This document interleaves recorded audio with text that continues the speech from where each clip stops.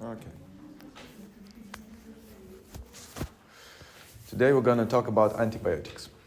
What do you know about antibiotics? It prevents bacterial growth and further infection. Okay, some of them could prevent bacterial growth. Why did I say so?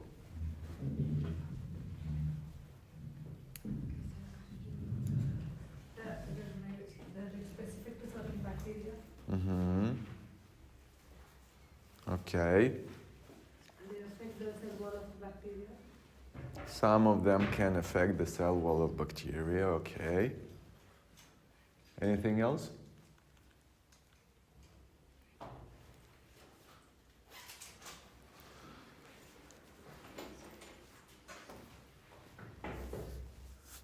Okay.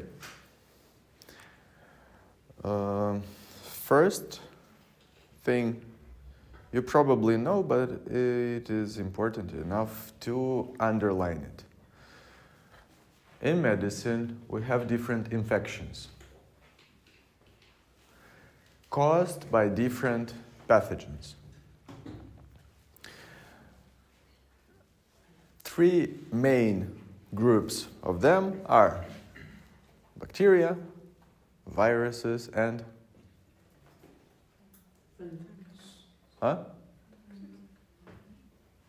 fungi. Okay.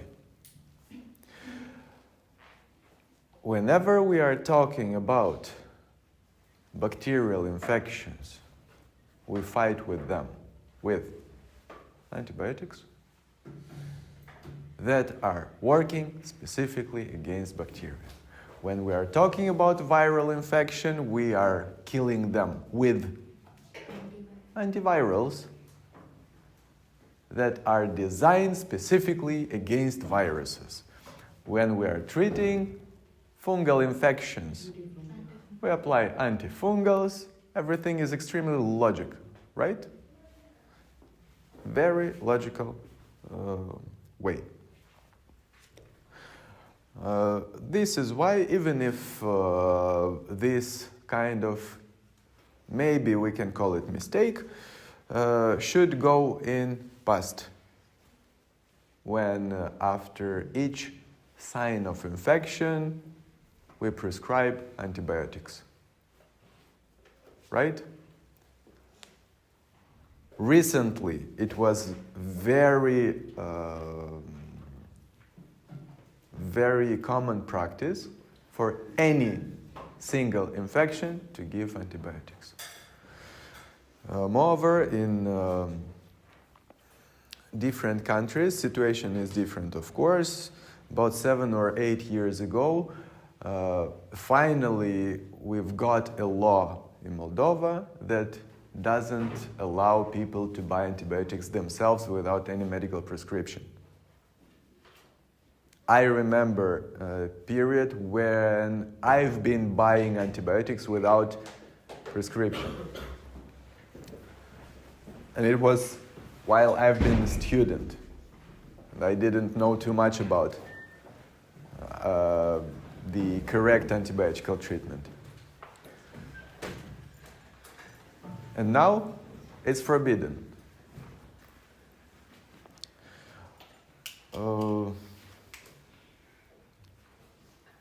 Okay, what is antibiotic?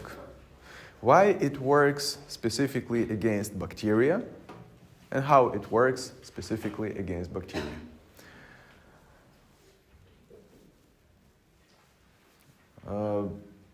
As anything, we can provide many different classifications.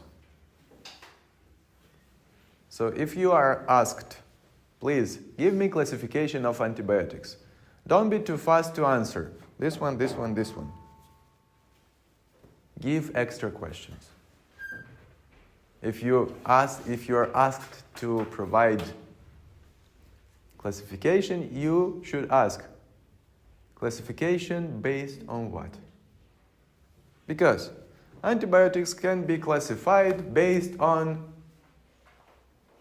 their mechanism of action, for example.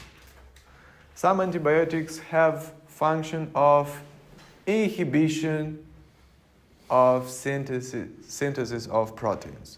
Some of them have function inhibition of synthesis of the cell wall. Some of them have function of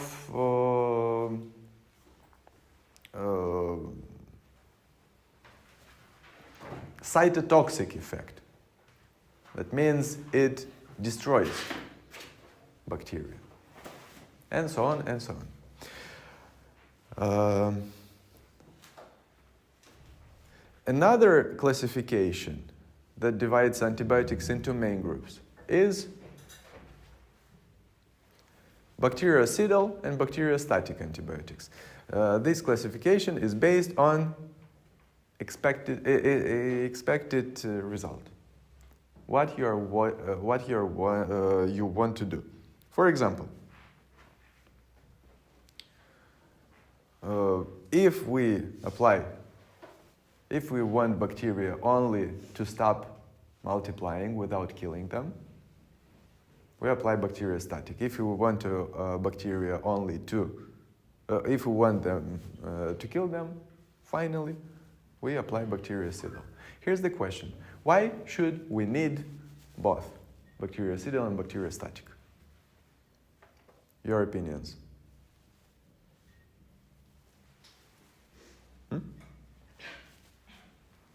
Any ideas? Why could we need both? Maybe we could replace one of them with another one and keep only one. And if yes, which one? Would you prefer bactericidal or you would prefer bacteriostatic antibiotics?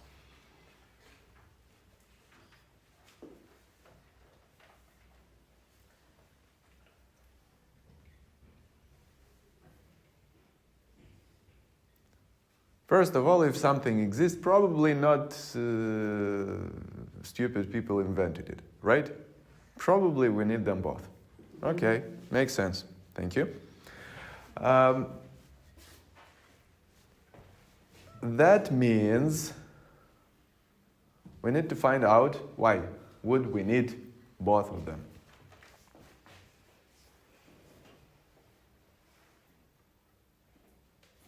Think about it. Let's move next to other classifications. Classification can be also based on their origin of antibiotics. It can be natural or biological. It can be artificial or synthetic. And it can be mixed. No other options. Previously, we used to call only those natural, call them antibiotics, and others we've been calling antibacterial substances, antibacterial chemotherapy, and so on. But basically, all of them are antibiotics. Their target are bacteria. That means they're antibiotics. So finally, we call all of them antibiotics. But some of them they have natural origin, some of them have artificial or synthetic origin, and some of them are mixed. By the way, the mostly efficient ones are mixed, because you can combine best features of both of them in that measure you want. So you can control them better than others. And nowadays, it's a very popular way of production of new antibiotics, because it have been discovered that, for example, if you take a certain amount of natural antibiotics and apply them against bacteria, you take certain amount of artificial or synthetic antibiotic, apply them against same bacteria, there is one dosage. If you take a little bit of this one and a little bit of that one and put them together and their final dosage is lower than in both previous cases, they could be, even in that small dose, much more efficient. This is really important in medicine because any foreign substance you introduce in your body can and will give you some side effects. As a result, as smaller is the amount of that substance, as better is for the final and general result. And this is what you should keep in mind when you are dragged into discussions about some medicines, about their efficiency, about dangers they are bringing. You should keep in mind that when somebody tries to tell you that I refuse to apply some medicines, some antibiotics, some vaccines, whatever, any pharmaceutical product, when they tell you they refuse to take it because they don't want to damage their body,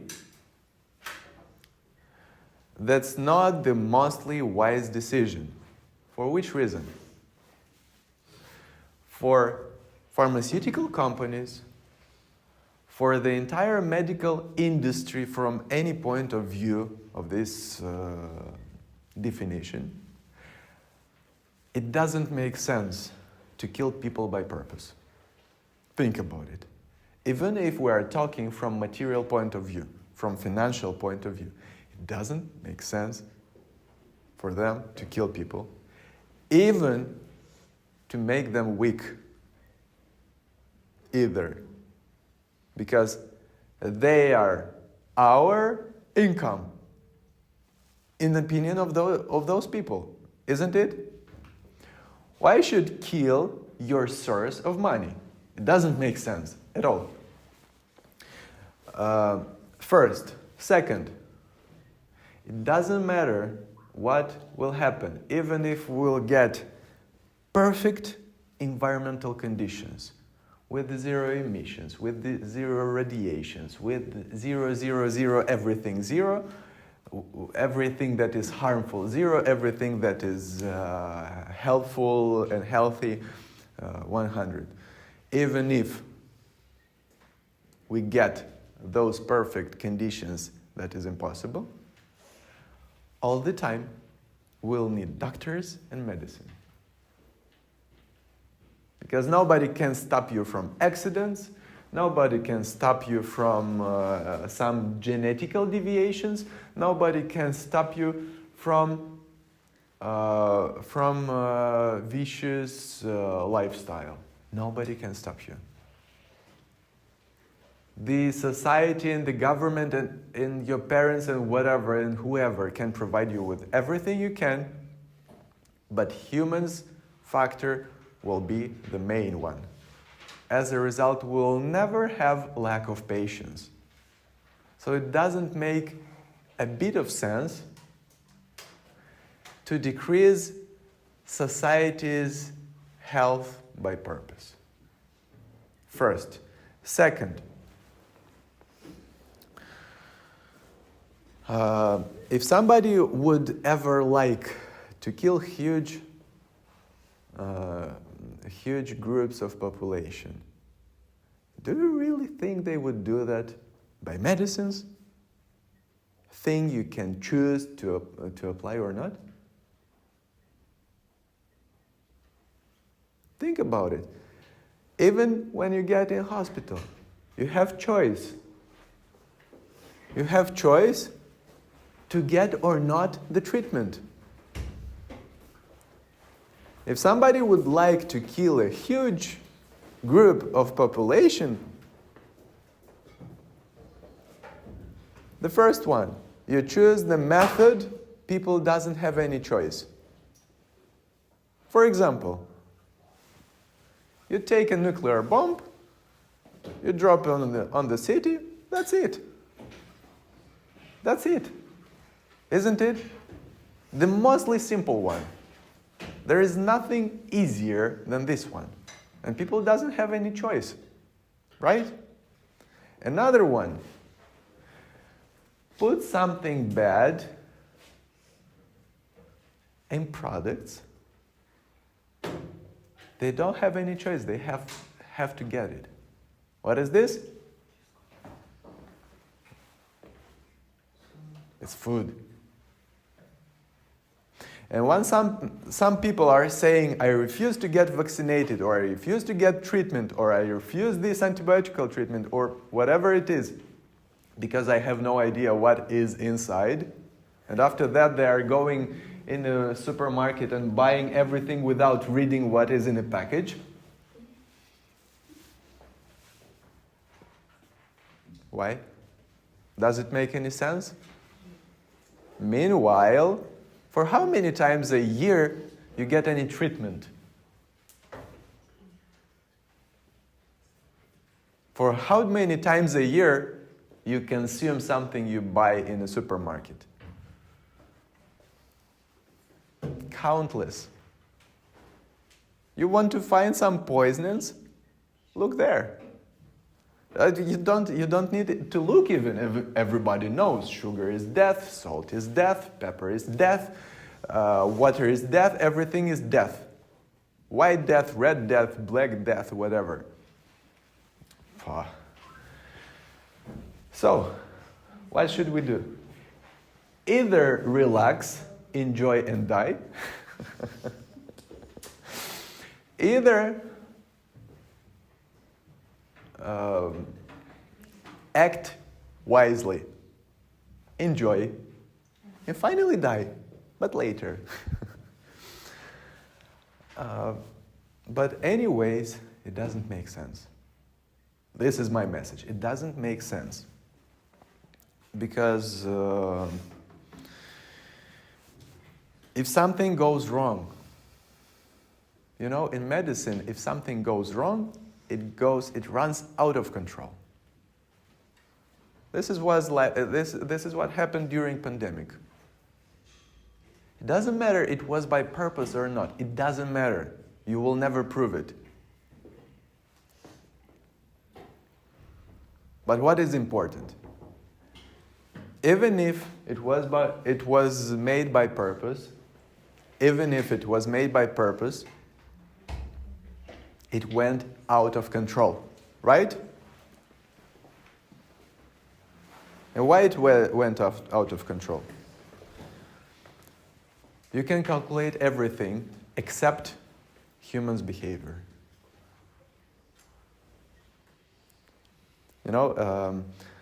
There is a story about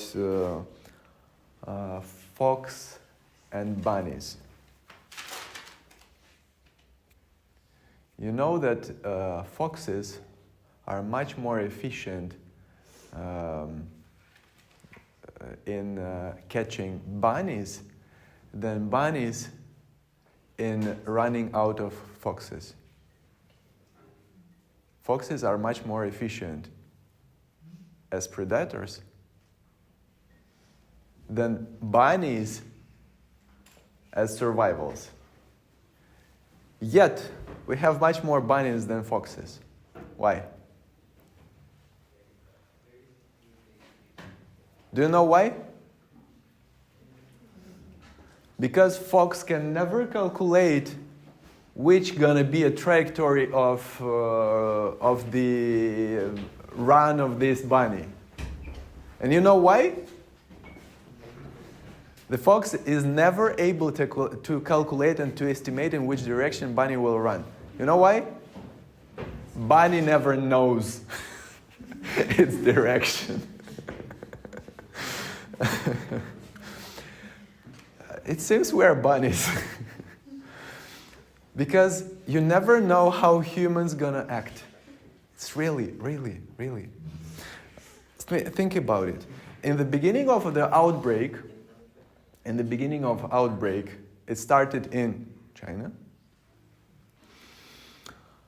Most of countries, democratic countries, including USA, European countries, Russia even, You can call it whatever you want, but Russia did the same. And I find it stupid from all points of view about all countries. They started evacuating their people from China. The mostly stupid thing you could do ever. Evacuating your people from the middle of the outbreak. What can you make worse? Hundreds of years ago, people, in order to arrive from USA or from Europe to China or backwards, have been taking years. And that was that natural filter, that natural quarantine that have been stopping some infections circulating from country to country. Now you take a plane, in a few hours you brought it in any part of the earth.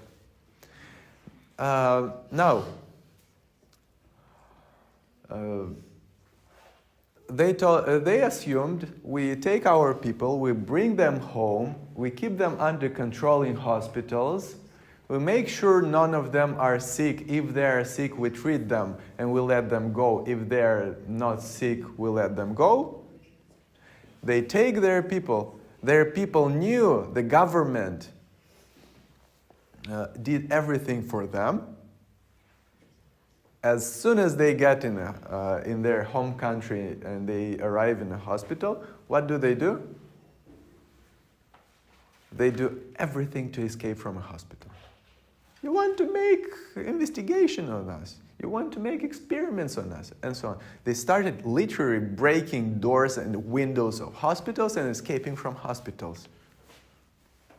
Could you ever think about it? Could you ever estimate people would act like this? And it was happening all over the world. Like, I brought you a new disease and you want to make experiments on me. So you didn't care about me as a person, as a citizen. You care about your investigations. Too much movies you're watching, guys. Too much movies. It is not how they're acting. If they would want to do something like that, you would never be able to escape those hospitals. Underground or on an island or something like that. Not too much movies you're watching, guys. So, it doesn't make sense at all. If government wants you to not escape, you never escape, believe me. And don't ask me how can I know. Finally, antibiotics.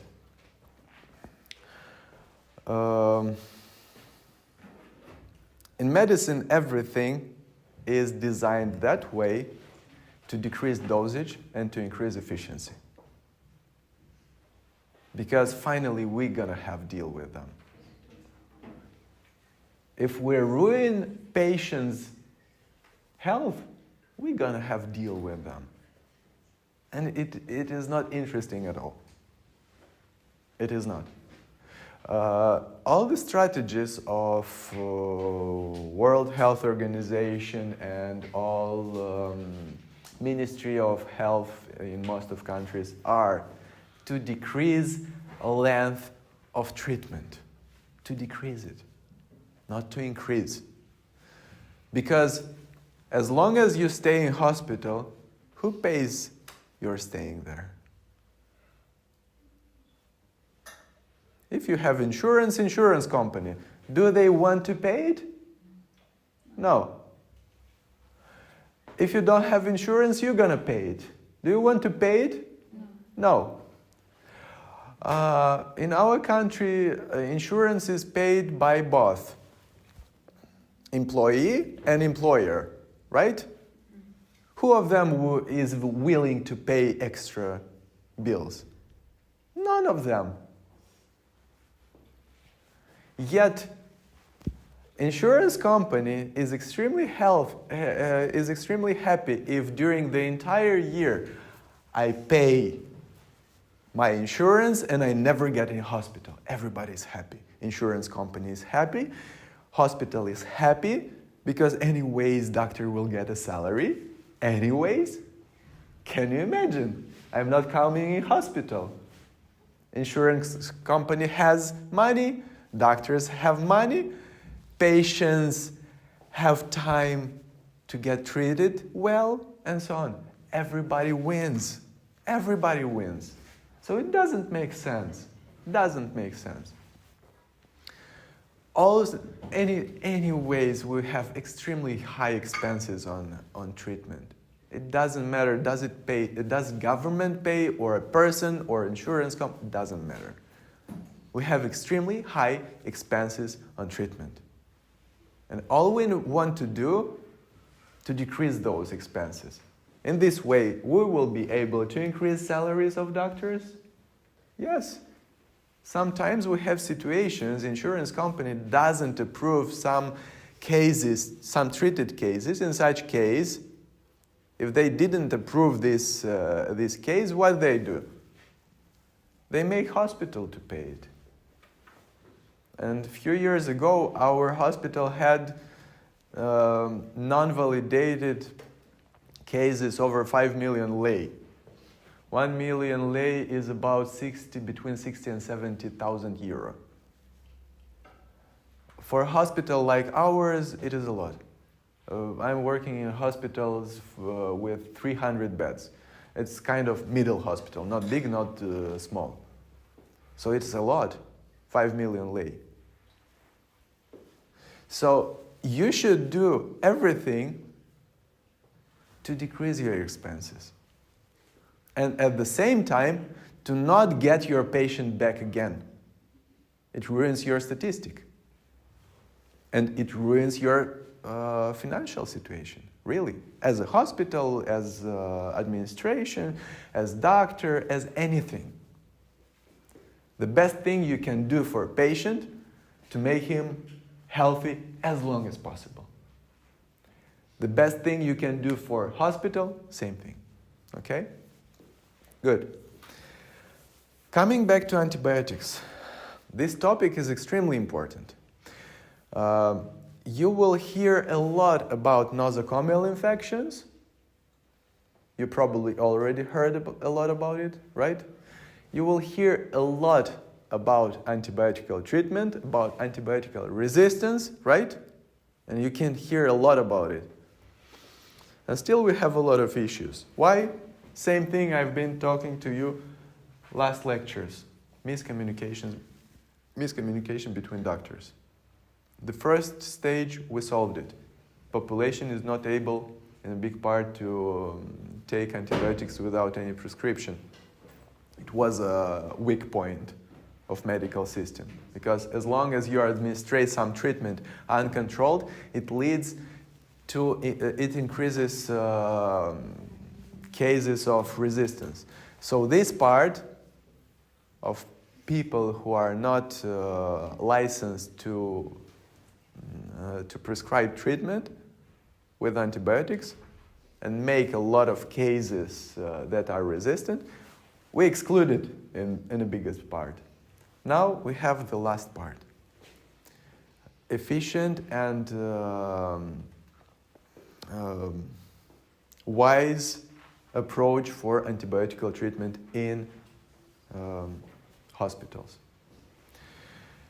In order to be able to apply this good treatment, and let me ask you again, who of you wants to become microbiologist? None of you.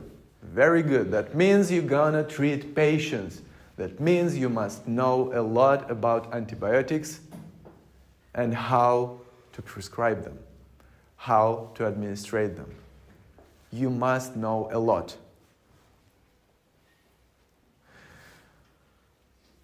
The first thing you need to know, we have a lot of antibiotics.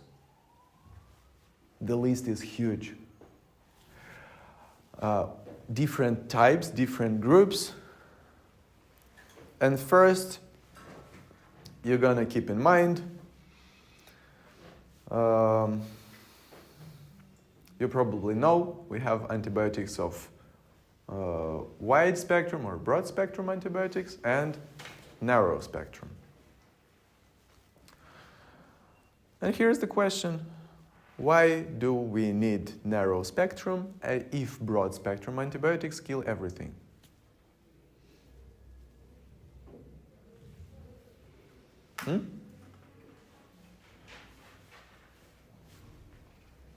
Why? Any ideas?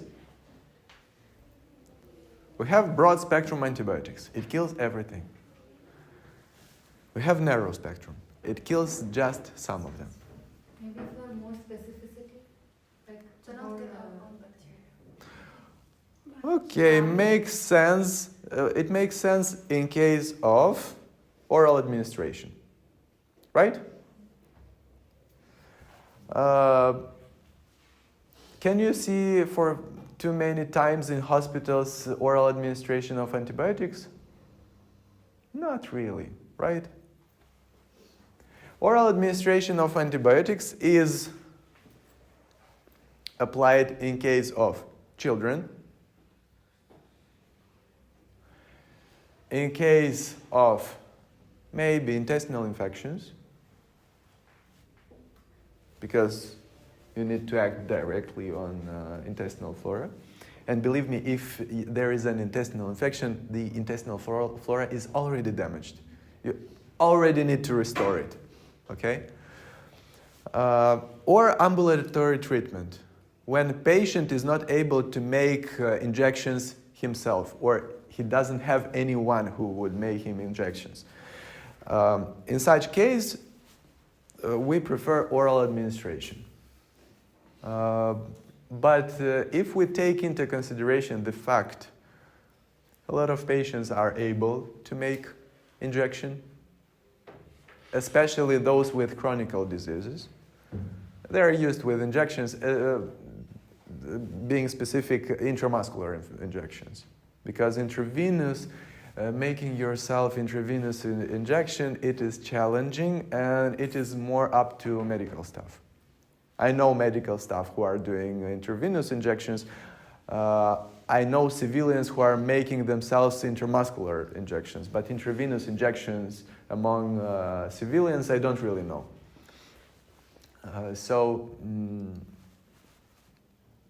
You got it. Mostly in hospitals, we make administration of antibiotics by injection. In such case, our normal flora is not damaged a lot, a little bit. Anyways, after an antibiotic treatment, we prescribe, normally it's a classical way of treatment and recovery, we prescribe prebiotics and probiotics in order to restore normal flora, exactly. Now, why should we need different broad and narrow spectrum antibiotics? The response is very simple. The response is resistance. All the time you are talking about antibiotics, you should keep in mind resistance. All the time we are talking about antibiotics, you keep in mind resistance. Keep it on the background, in open tab. You know, it's like in browser, there are 100 tabs opened and you never know from which one music or YouTube is playing. So keep it opened. Resistance, because it's a huge issue. Now, in order to be sure you have all the time reserved for your patient, you keep broad spectrum antibiotics, not as a first line treatment. Because in case you have specific infection, you have specific antibiotics against this infection, and you have reserve in case of. Because usually you apply these antibiotics for this infection. Here is the high risk of resistance. Now imagine we take our reserve treatment and apply it for all infections. Instantly we make huge amount of infections, pathogens resistant to to the main reserve treatment. And here I remind a case. A famous person have been giving an interview and have been talking for its first jump with what's it called? I'm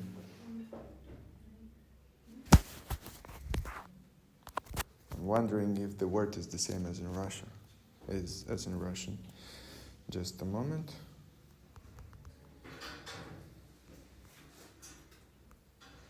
Yes, the word is exactly the same. His first jump with parachute. Okay? And he told, I jumped out of a helicopter. I'm flying. Here's the moment I should open my parachute. I drag the ring. Nothing happens. It doesn't open. I have the reserve parachute. I have it. And I'm thinking, should I open this one or not? Because if I open the reserve one, I don't have any reserve anymore. Should I open it or not? Huh? I open it and finally, it opens. My reserve parachute worked. It is limited in functions, but still, you landed safe. Same thing with the treatment. You all the time should have reserve. If you don't have any reserve, you're in danger. And the biggest issue is that most of doctors are really relaxed about that. This is why you should be aware about treatment. Most of doctors could say, come on, I'm working for more than 10 or 20 years and nothing like that happened. Okay, but here's the question. Did your patients come back to you?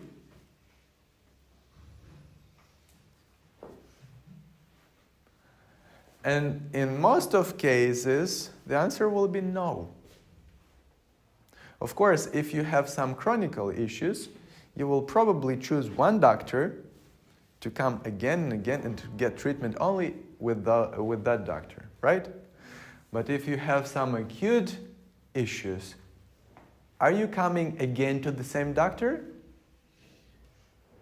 In most of cases, no. Why? There are a lot of reasons. First of all, is human factor. You never know. It is very hard to make a person pleased. It doesn't matter if he's being correct in treatment or not. For some reason, you make conclusion and you say, I will never come to that doctor.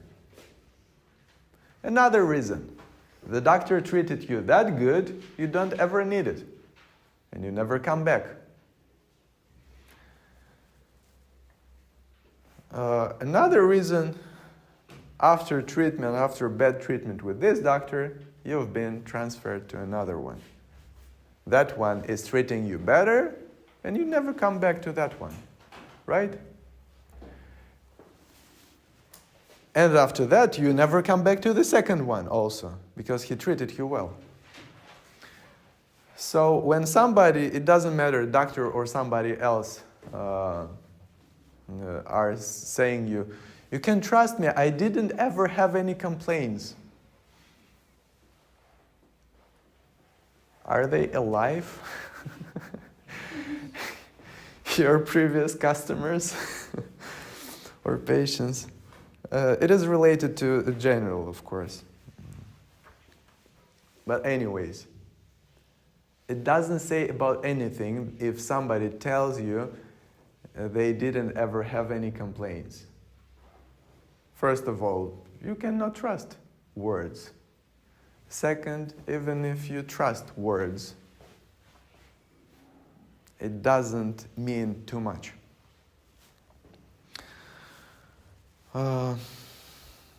Antibiotical treatment. How should you prescribe it? And we've been discussing about it on other classes, on our other lectures. According to actual rules, basically you probably know main differences between clinical picture of viral and bacterial infections, right?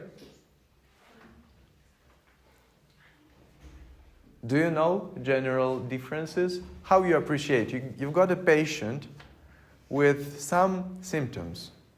According to those symptoms, instantly you say it's an infection. Okay. But we have a lot of cases of viral infections and not too much less of bacterial infections and much less of fungal infections. How you make difference between them apparently before you start making investigations? Viral infections usually are very general. They provide you with generalized form without too much specific symptoms. However, they have their specific symptoms. If we are talking about chickenpox, measles, mumps, apparently you can make difference between them.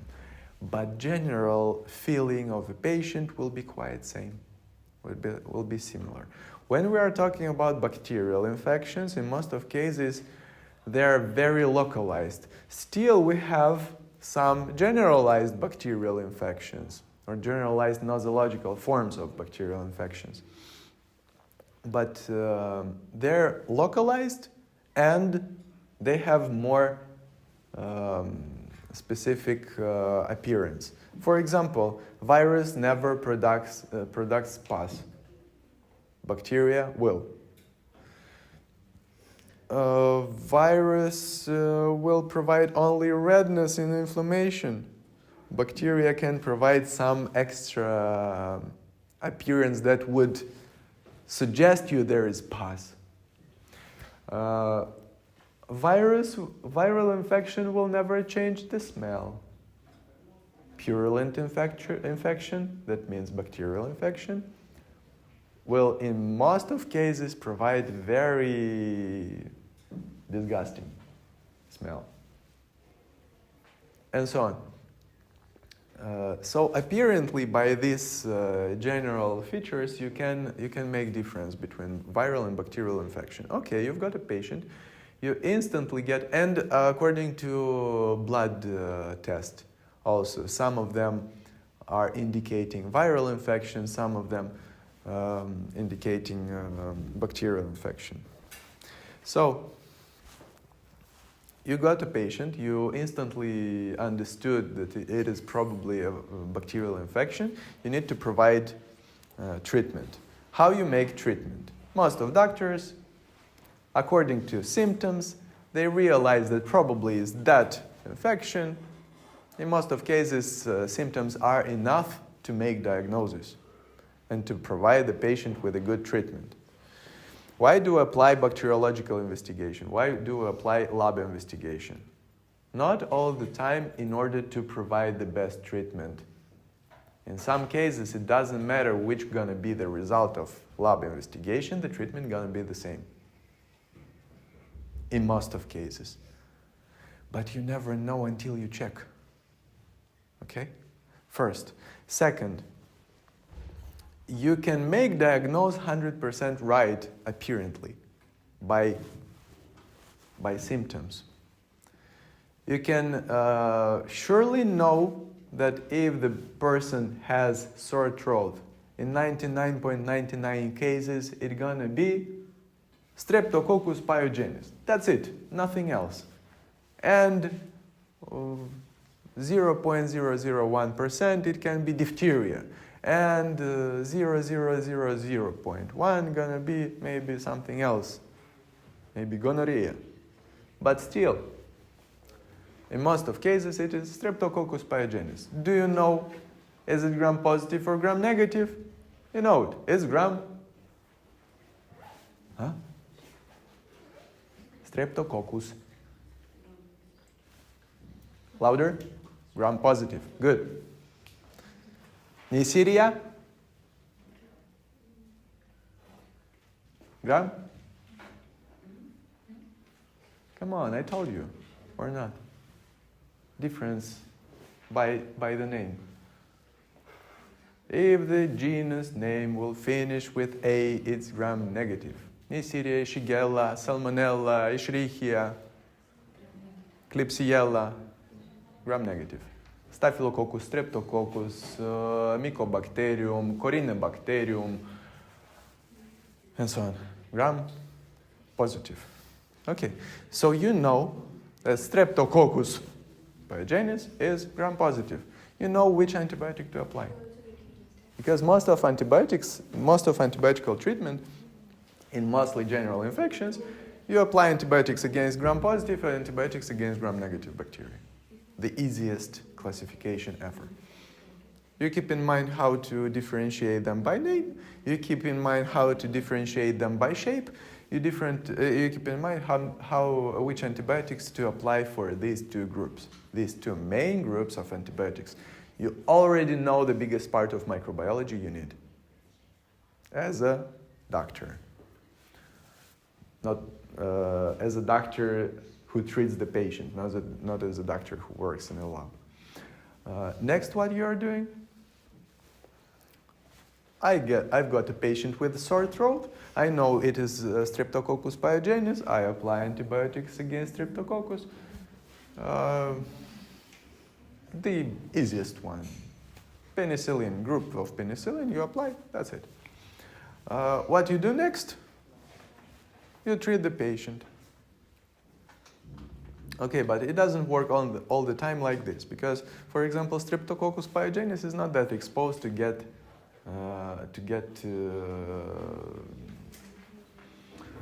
resistance. But there are a lot of staphylococcal infections. We have much more than streptococcal infections. And it is much easier to provide treatment without any lab investigation, right? But what it's gonna do?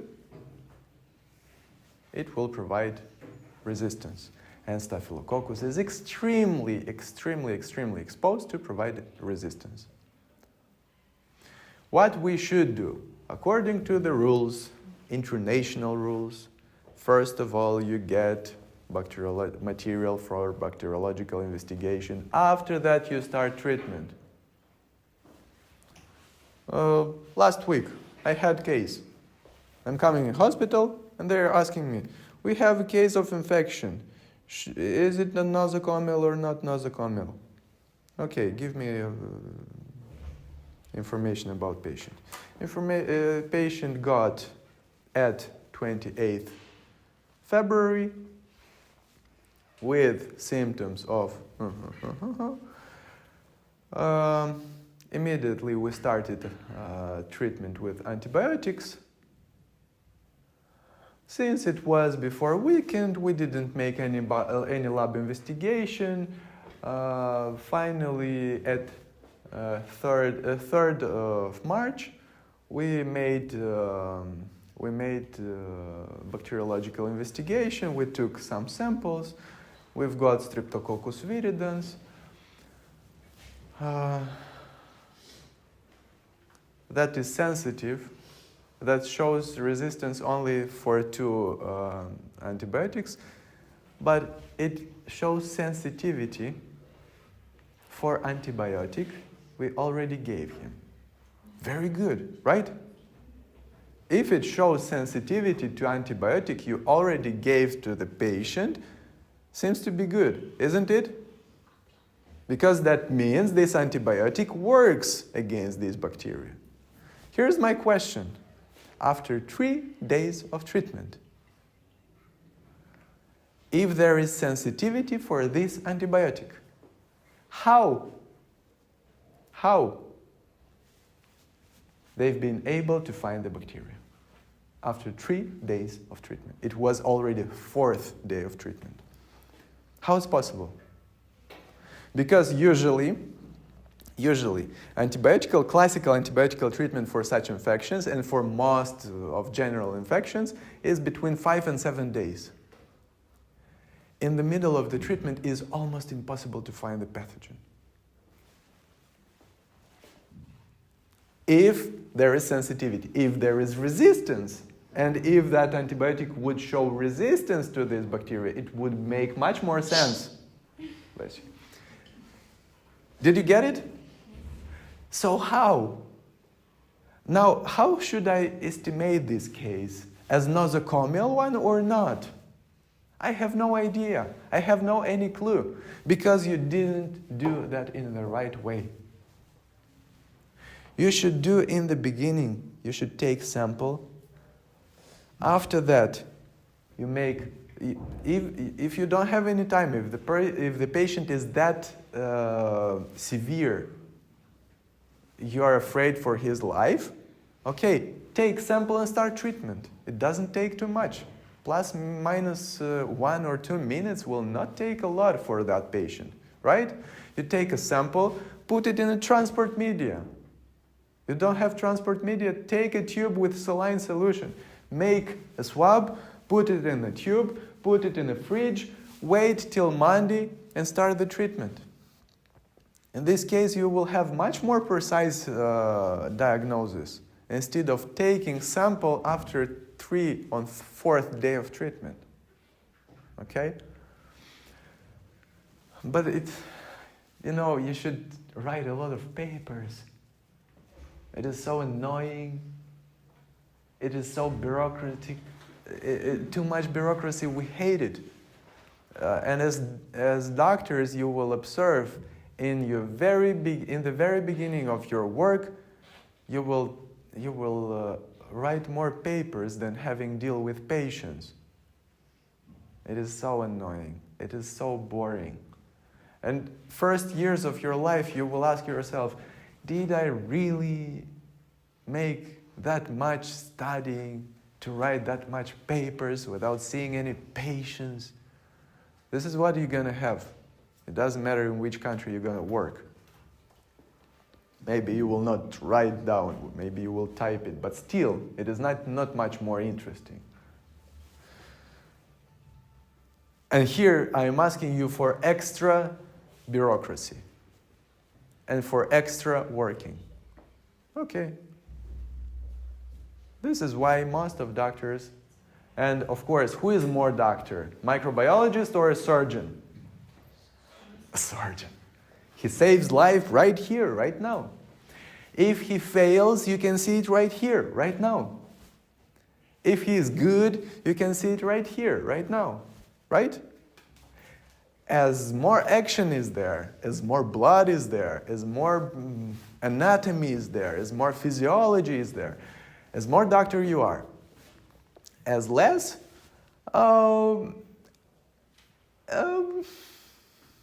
thank you for your opinion. We'll consider it. Don't ask me after that why every years we have pandemics. Or those parents who are saying, we don't vaccinate our children and they're still healthy. It is not your achievement. Your children are okay since around there is no source of infection. Around there is no source of infection since everyone is vaccinated except your children. Now everybody gets that smart like you. A lot of sources of infections will appear around you. And now I will see how good you are without vaccination. As long as we are not able to discuss to each other issues, I love it so much. Do you know who is Ben Carson? Benjamin Carson. World mostly famous neurosurgeon from US. He's been the first person who separated Siamese twins on brain. And he did a lot of other amazing things. And once he've been invited on a prayer breakfast in the White House during presidency of Obama, and he told the following thing. He told, it's extremely complicated it became extremely hard and complicated to discuss issues because it is so easy to offend someone. So we became that politically correct that we better not discuss issues and better keep silence and being politically correct, so we stopped solving issues. And if you ask different people from different parties about issues they are concerned about, they will say same things. You know what it means? They're afraid discussing real issues because to not be politically incorrect. This is why maybe it is also our issue that we are afraid discussing real problems we have. Maybe afraid, maybe not interested in. Because every time you discuss issues, that means you have to change something. Would you like to change something? As long as you're a student, maybe. As soon as you get doctor, you will understand that the mostly classical and simple approach is, leave me alone. I know how to do my job. Go do your job. I am doing your job. We don't mess to each other. But for some reasons, we have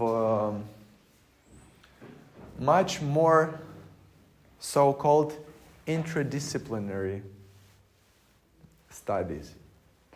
What does it mean? Our colleagues,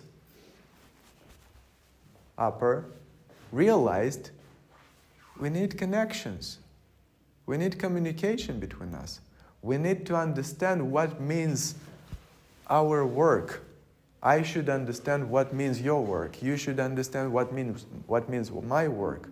In this way, we're gonna be much more efficient. We should work like entire body. You know how works your body? Are you sure you know how it works your body? I'm pretty sure you know, and I'm pretty sure you don't. Think about it. When you lose some organ, all the nearest organs are trying to do its job. If you lose a hand, you're trying to do your best with other parts to help you. On this part is missing, right? You're doing your best. If you lose one eye, recently I had a small injury on my eye, and I had a bandage on my eye, and we went to walk with my family, and my son is running everywhere, not forward, but everywhere, and we are walking near a road. I'm so stressed out. So usually for me it was enough to look like this. That day I've been looking like this because my one of my eyes have been injured and I wasn't able to observe what's happening here. Did you ever think about the fact that person without one eye is much more stressed out? You never observe it until you lose it, at least for a while. So this is how works medicine. When some organs in medicine are dysfunctioned, other organs are doing like this. First, they look worse. They're so stressed out. Their efficiency is decreased. As a result, that work isn't did good, and their work is they don't make it good. So why finally we have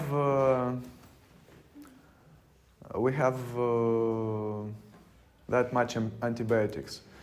For example, bactericidal and bacteriostatic. One more thing about bacteria, their life. There are some bacteria that are able to release toxins. We classify bacterial toxins in two main groups: endotoxin, exotoxin. What means endotoxin? What means exotoxin? The first thing you are thinking about is inside, outside.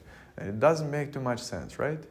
Because does it produce toxin inside of its own cell? What happens after? Does it kill itself or what? Actually, exotoxin and endotoxin is not really about eliminating inside and outside, but it is about position. It's about how it's produced. When we're talking about exotoxin, actually it's a result of bacterial metabolism. Every living organism is consuming something and is producing something. Humans are consuming, producing. Animals and so on. Bacteria are not an exception. They consume some substances. They have their own metabolism, their own exchange of substances, and they have side substances. They have some extra substances they eliminate from their body. You cannot keep it inside. If you have kidney failure, you're killing yourself from the inside. Because your blood is not filtering. If you have liver failure, same thing. Your kidney and blood and your liver are filtering your blood and eliminating. Kidney are eliminating all extra substances outside. Substances we don't only not really need, but substances that can kill us. They eliminate it. Same thing, bacteria. Bacteria, if you want, are urinating with exotoxins. And it happens that some of them, they have that kind of structure that is toxic for us. It is not like bacteria is producing toxins by purpose in order to hurt us. No. They urinate. And it happens, excuse me for that example, but it happens that chemical composition of bacterial metabolites are toxic for us. As a result, we call them exotoxins. What is endotoxin? Endotoxin are particles of dead bacteria. So they are eliminated in their environment after bacterial death. Okay? So it could happen that after its death, some of cell wall structures are decaying till that chemical structure that could be toxic for us. Such substances we're going to call endotoxins. It is not like bacteria told, okay, I will die, but I will hurt you. No, they don't do it by purpose. It happens that some particles of bacteria could be toxic for us.